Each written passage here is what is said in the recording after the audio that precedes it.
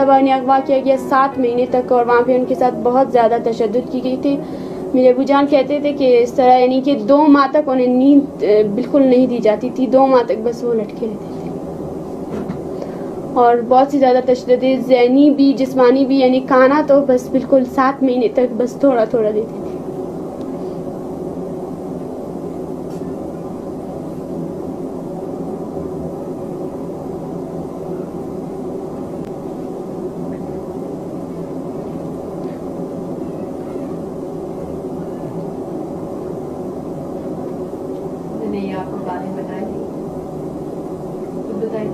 जी, वो अक्सर औकात नहीं कहते थे क्योंकि वो डरते थे कि कहीं हम लोग जब भी वो बताते थे तो हम लोग रोने लगते थे, इसलिए बस वो कुछ कुछ बात ही बताते थे कि इस तरह मुझे मारा करते थे। और 2 महीने तक उन्होंने बिल्कुल जब भी यानी इस तरह उनकी ड्यूटी होती थी कि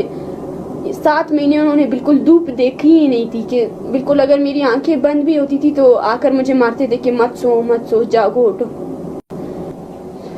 जब निकले थे तो बहुत ज़्यादा बिल्कुल बहुत पतले हो गए थे, बिल्कुल बहुत ज़्यादा उनकी टांगें बिल्कुल ख़राब, बिल्कुल उनका चेहरा जिस तरह उनकी आंखों के गिर्द हल्के बहुत ज़्यादा सूजी हुई थी बिल्कुल वो, क्योंकि फिर 7 महीने बाद हम लोग उन्हें ज़्यादा नहीं देख पाए क्योंकि वो जेल में हुए इसके बाद ना, तो इस वजह से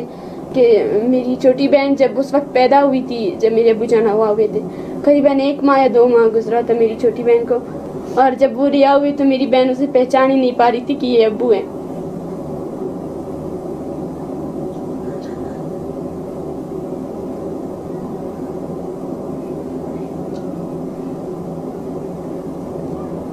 वो इस बार जब हुआ तो मेरे भाई उनके साथ थे, वो बहुत रोए मेरे भाई के, वहीं पर ही मेरे भाई बिल्कुल देर हो गया कि किस तरह परदेश में हमारे साथ ये सब कुछ हुआ। हम तो वहाँ पे इलाज के लिए गए थे,